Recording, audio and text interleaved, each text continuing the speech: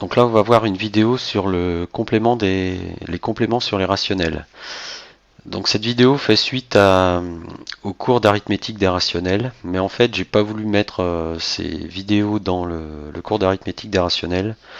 Parce qu'en fait, le cours d'arithmétique des rationnels s'adresse aussi bien aux collégiens qu'aux lycéens, alors que dans ce cours-là, sur les compléments, on va adresser plutôt des sujets qui intéressent plutôt les lycéens ou éventuellement les post-bac.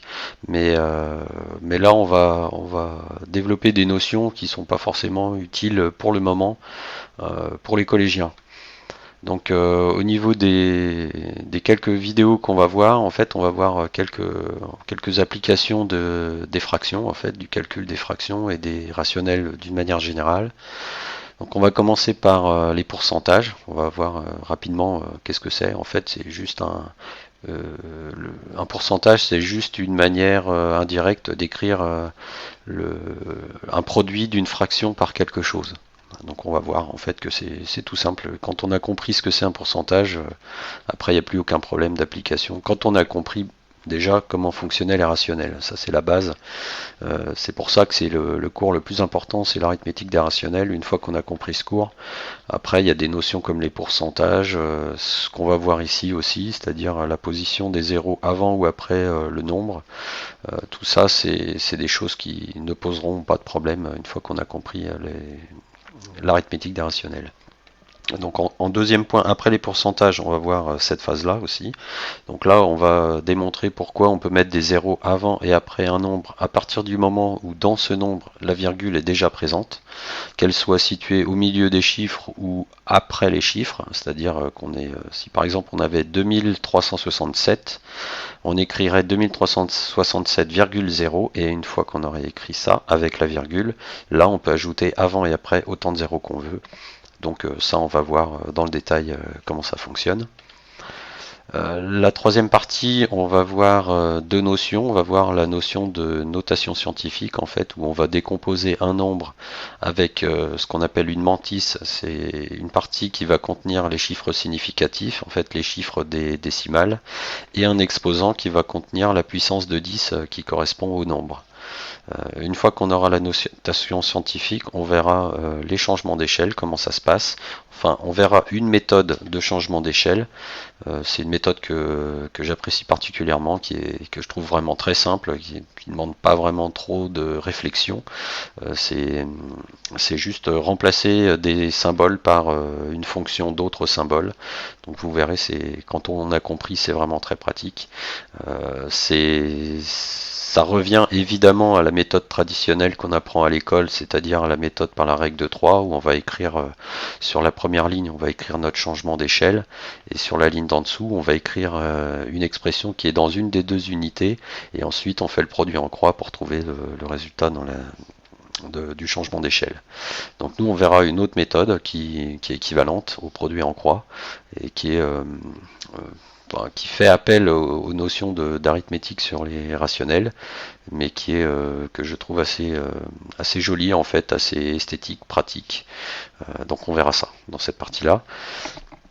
Ensuite, on a une méthode de simplification automatique des fractions. Donc en fait, ici, si on a une fraction avec deux nombres arbitrairement grands, il y a une méthode qui est purement calculatoire, qui ne demande pas de réflexion particulière, il suffit juste de dérouler le calcul, et ça va nous donner au final la fraction simplifiée, mais ça nous donne la meilleure simplification possible de la fraction. Et tout ça de façon automatique. Donc c'est vraiment c'est un outil vraiment super à connaître. Et donc ça vaut le coup d'en parler ici. Ensuite, ici, dans ce qu'on avait vu dans le cours d'arithmétique des rationnels, on avait vu que tout rationnel pouvait s'écrire sous la forme d'une fraction ou sous la forme d'un nombre à virgule avec motif périodique. Donc ici, on a notre motif périodique sur le 6, mais on sait que tout rationnel peut s'écrire de cette façon-là ou de cette façon-là. Et inversement, tout nombre qui est de cette forme-là avec un motif périodique ou sous forme de fraction est forcément un rationnel.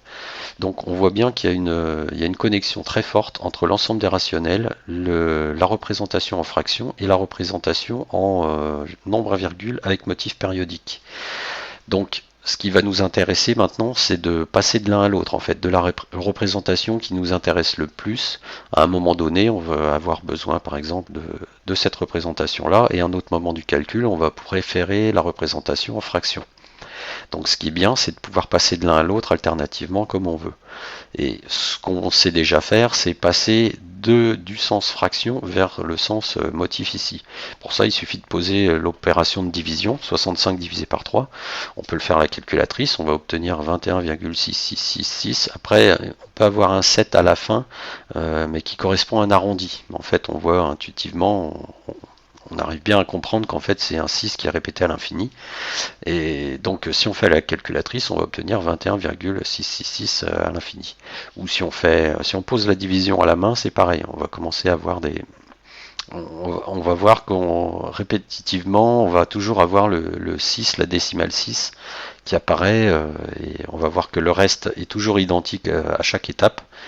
Et donc on se rend vite compte que on va avoir une décimale avec un motif périodique comme ça.